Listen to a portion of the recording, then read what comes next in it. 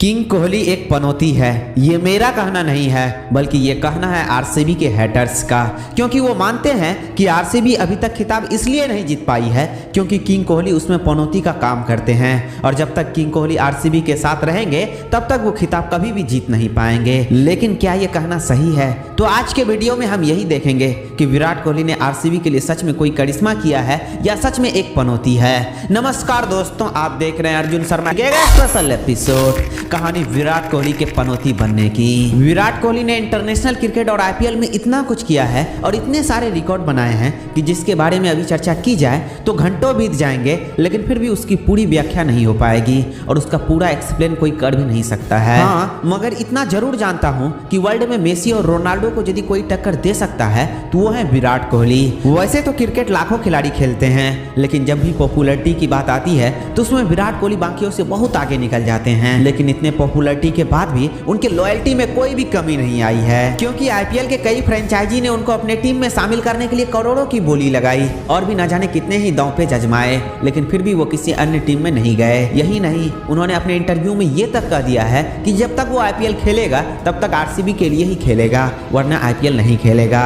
और हार्दिक पांड्या वाले जमाने में ये बोलना कितनी बड़ी बात है ये तो आप जानते ही होंगे, क्योंकि कुछ दिनों में आईपीएल के लॉयल्टी की ऐसी धज्जियां उड़ी है जिसकी वर्णन भी नहीं की जा सकती है। और ऐसे में सिर्फ विराट कोहली ही हैं जो कि 2008 से सिर्फ एक ही फ्रेंचाइजी से जुड़े हुए हैं, क्योंकि 2008 से अब तक कोई भी ऐसा सीजन नहीं आया है जिसमें वो आरसीबी को छोड़कर किसी अन्य टीम में खेला हो। विराट कोहली आरसीबी से तब जुड़े जब वो फिट नहीं बल्कि एक गोलू मोलू सा लड़का हुआ करते थे। आईपीएल के पहले सीजन में आरसीबी ने उनको 12 लाख में अपने टीम में शामिल किया। पहला सीजन उनके लिए कुछ खास नहीं रहा, इवन पहला मैच भी उनके लिए कुछ खास नहीं जाता है, क्योंकि पहला मैच जो होता है वो केकेआर के अगेंस्ट होता है, जो कि आज वो मैच ब्रेंडन मैकुलम के 158 रनों के पारी की वजह से जाना जाता है, जिसमें विराट कोहली सिर्फ एक रन ही बना पाते हैं। विराट कोहली उस समय बिल्कुल नए नए थे और उस समय उनकी फिटनेस भी वैसी नहीं थी जैसी आज हुआ करती है। और ऐसे में किसको पता था कि एक दिन यही लड़का पूरे वर्ल्ड क्रिकेट में राज करेगा और एक दिन पूरे इंडियन क्रिकेट इस खिलाड़ी के नाम से जाना जाएगा।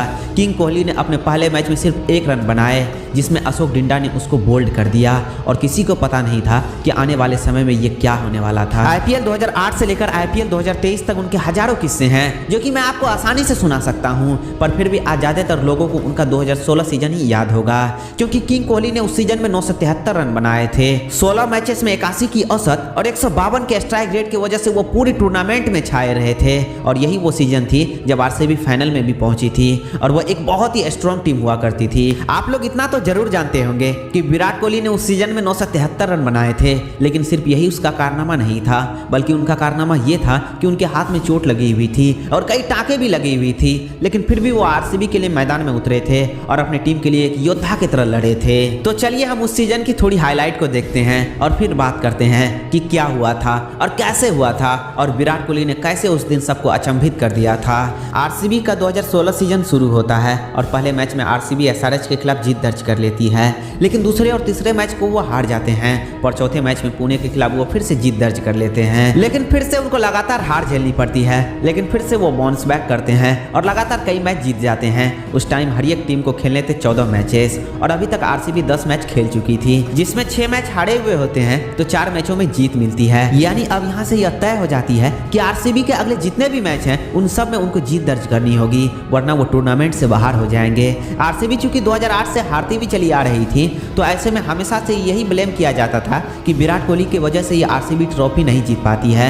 यानी विराट कोहली आरसीबी के लिए एक फाइटर नहीं बल्कि एक पनौती है। लेकिन विराट कोहली उस टूर्नामेंट में बिल्कुल विपरीत थे, क्योंकि उस टूर्नामेंट में वो इतनी खतरनाक बैटिंग कर रहे थे कि जिसके बारे में कोई कल्पना भी नहीं कर सकता था। एक ऐसी बैटिंग कर रहे थे जो आईपीएल में पहले कभी नहीं देखी गई थी, क्योंकि आरसीबी के बैटिंग का सारा भार एबी डिविलियर्स और विराट कोहली के कंधों पर ही था। और क्रिस गेल ने तो यहाँ तक कह दिया था कि ये दोनों आरसीबी के लिए बैटमैन और सुपरमैन हैं। और ऐसे में पूरा इक्वेशन साफ था कि 4 में 4 जीतोगे तो अंदर जाओगे, वरना एक भी मैच हारे तो सीधे बाहर। अब इनका 11वां मैच शुरू होता है जो कि गुजरात लायंस के खिलाफ था, जिसमें एबी डिविलियर्स की तूफानी पारी आती है क्योंकि उस मैच में वो मात्र 52 गेंदों में 129 रनों की ताबड़तोड़ पारी खेलते हैं। इसमें विराट कोहली के भी योगदान को भूला नहीं जा सकता है क्योंकि वो भी शानदार शतकीय पारी खेलते हैं और आरसीबी यह मैच आसानी से जीत जाती है। अब आरसीबी को क्वालिफायर में जाने के लिए बनानी होती है जीत की हैट्रिक और कहते हैं ना कि जहां मैटर बड़े होते हैं वहीं हमारे किंग कोहली खड़े होते हैं। अगले 3 मुकाबले और ये तीनों मुकाबले थे कोलकाता, किंग्स 11 पंजाब और दिल्ली से, और ये तीनों मुकाबले इनके लिए जीतना जरूरी था। और ऐसे में ही आता है आरसीबी वर्सेस कोलकाता का वो मैच जिसके बारे में बहुत से चर्चे हैं, जिसमें सबसे पहली चीज ये है कि गौतम गंभीर की टीम गौतम गंभीर के ग्राउंड पर खेल रही थी, लेकिन वहां के स्टैंड से जो आवाज आ रही थी वो किंग कोहली की आ रही थी। ये एक ऐसी चीज थी जिसका मतलब ये था कि ग्राउंड भले किसी का हो लेकिन धुन जो होगा वो हमारा ही सुनाई देगा। गौतम गंभीर वर्सेस विराट कोहली, ये तो आपको पता ही है कि जिस मैच में ये दोनों आमने सामने होते हैं वो मैच कितना हाई वोल्टेज होता है। और उस समय केकेआर की बॉलिंग लाइनअप क्या खतरनाक बॉलिंग लाइनअप हुआ करती थी, जिसमें Andre Russell, Sunil Narayan, Morni Morkel और पीयूष चावला जैसे दिग्गज गेंदबाज हुआ करते थे। कोलकाता के ईडन गार्डन के बारे में एक कहावत बड़ी ही प्रचलित थी कि इस पिच पर पहले बैटिंग करते हुए यदि कोई भी टीम 150 या 160 रन बना लेती है तो वो एक विनिंग टोटल होता है। और कोलकाता के पास जो स्पिनर्स थे वो बड़े ही खतरनाक थे और ऐसे में कोलकाता 183 रनों का एक विशाल स्कोर खड़ा कर देती है। अब जरा सोचिए, जहां 160 भी चेस करना मुश्किल होता है वहां 183 रन बनाने के बाद टीम की क्या मानसिक स्थिति होगी। और इनसे भी बुरी खबर आरसीबी के लिए तब आई जब फील्डिंग करते हुए विराट कोहली इंजर्ड हो गए और इंजरी भी ऐसी कि हाथ में 7-7 टाके लगे थे। अब सारी चीजें आरसीबी के खिलाफ हो चुकी थी और सब लोग ये मान चुके थे कि आरसीबी का बाहर होना अब तय है, लेकिन तभी विराट कोहली कहते हैं कि मैं खेलेगा और वो ओपनिंग करने आते हैं, जहां वो क्रिस गेल के साथ मिलकर भयंकर शुरुआत दिलाते हैं और शानदार 75 रनों की पारी खेलते हैं। और ये पारी उनकी इतनी बेहतरीन होती है कि जिनके लिए उन्हें मैन ऑफ द मैच भी दिया जाता है। हालांकि इस मैच में क्रिस गेल और एबी डिविलियर्स की भी अहम भूमिका होती है, जिसका परिणाम ये होता है कि एक मुश्किल से टारगेट को आरसीबी 9 विकेट से चेस कर लेती है। जरा सोचिए, उस मैच में कोहली बैट पकड़ने के भी हालात में नहीं थे, लेकिन उनके बावजूद भी वो शानदार 75 रनों की पारी खेलते हैं। इस पारी से भी ज्यादा महत्वपूर्ण विराट कोहली की डेडिकेशन थी, क्योंकि जिस हालत में कोई बैट भी नहीं पकड़ सकता था उस हालत में विराट कोहली मैदान में आए और आरसीबी के लिए लड़ाई लड़ी और अपनी टीम को जीत भी दिलाया। और मैच खत्म होने के बाद विराट कोहली ने कहा कि ये 7 टाके क्या, अगर 10 टाके भी लगे होते तब भी मैं आरसीबी के लिए ग्राउंड पर जरूर उतरता और मैच को जिताने की पूरी कोशिश करता। अब अगला मस्ट विन मैच होता है किंग्स 11 पंजाब के अगेंस्ट, जिसमें आरसीबी की पहली बैटिंग आती है और बारिश के कारण मैच 15-15 ओवर का कर दिया जाता है। मगर इस 15 ओवर में ही आरसीबी 211 रनों का एक विशाल स्कोर खड़ा कर देती है, जिसमें किंग कोहली मात्र 50 गेंदों में ही 113 रनों की ताबड़तोड़ पारी खेलते हैं।